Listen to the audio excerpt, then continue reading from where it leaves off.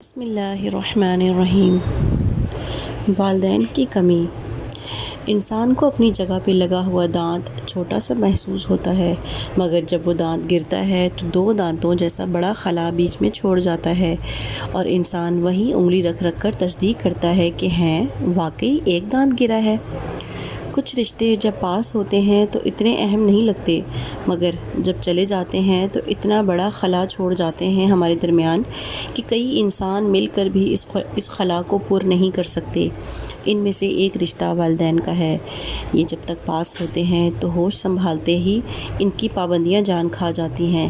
سپارہ پکڑو، مسجد جاؤ گے تو روٹی ملے گی، زبردستی اسکول دفعہ ہو جاؤ، کوئی چھٹی نہیں ہے، سردیوں میں گھسیٹ کر گرم کمبل سے نکالنا۔ بندہ سوچتا ہے کہ کیا ان کی زندگی میں کوئی کام اپنی مرضی سے بھی میں کر سکوں گا یا نہیں۔ یہ بہت عجیب تعلق ہوتا ہے۔ ہر پسند کے آگے ماں باپ کھڑے نظر آتے ہیں، ہر رنگ میں بھنگ ڈالنے والے، کھیل کے سنسنی خیز لمحات، آخری اوورز، آفریدی کی بیٹنگ اور عین وقت پر ماں کی للکار، نالائق تو ابھی تک مسجد نہیں گیا، امی مسجد ادھر ہی ہے، نہیں کہیں جاتی، چلا جاؤں گا، بس 5 بالز باقی ہیں۔ مگر جب یہ چلے جاتے ہیں تو انسان کی دنیا ویران ہو جاتی ہے۔ خوشی کے وقت پہلا خیال تو یہی آتا ہے کہ امی کو بتاؤں یا ابا کو بتاؤں کہ آپ کا وہ بیکار بیٹا یا بیٹی کتنے کام کے نکلے ہیں، مگر پھر جھٹکا لگتا ہے کہ جن کو اصل خوشی ہونی تھی وہ تو دور چلے گئے۔ ڈھونڈ ان کو اب چراغے رخ زیبا لے کر، ہر خوشی اپنے پس منظر میں دکھ کی قصص چھوڑ جاتی ہے۔ والدین کی ہر وہ بات اور پابندی جس پر ہمیں اس وقت تو غصہ آ جاتا ہے، حقیقت میں ان کے خلوص اور اخلاص کا مظہر ہوتا ہے۔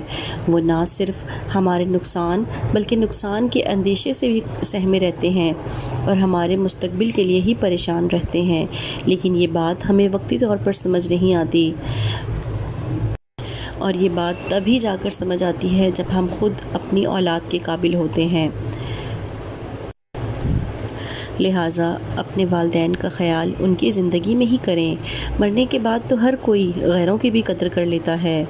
ان کے لیے اپنی مصروف زندگی سے وقت نکالیں کہ والدین کا کوئی بھی نعم البدل نہیں۔ زندگی میں رونق والدین سے ہی ہوتی ہے۔ ان کے جانے کے بعد چاہے جتنی بھی آسائشیں ہوں، چہرے پر یتیمی آ ہی جاتی ہے۔ والدین کی قدر ان کی زندگی میں کریں۔ ہم ماں باپ کو نوکر سمجھتے ہیں، جب یہ دنیا سے چلے جاتے ہیں تو پھر ان کی قدر ہوتی ہے۔ یہ بازاروں میں نہیں ملتے، ان کا کوئی بھی مول نہیں، ان کا کوئی بھی نعم البدل نہیں۔ سب سے بڑا گناہ کیا ہے؟ ہم سمجھتے ہیں کہ سب سے بڑا گناہ زنا کرنا، شراب پینا ہے۔ سب سے بڑا گناہ یہ ہے کہ ہم ماں باپ کی بد دعائیں لیں، ماں باپ ہمیں اپنے پاس بلائیں اور ہم ان سے یہ کہہ دیں کہ ہمارے پاس ٹائم نہیں ہے۔ یہ سب سے بڑا گناہ ہے۔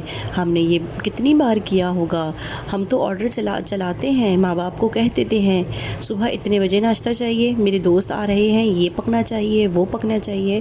ماں ہے یا نوکر، اگر باپ آپ کو کچھ کہے تو آپ آگے سے کہتے ہیں کہ آپ نے بھی تو ایسا کیا ہوگا اپنے والدین کے ساتھ۔ گھر میں خرابیاں اسی لیے ہی آتی ہیں کہ یہ تربیت نہیں ہے۔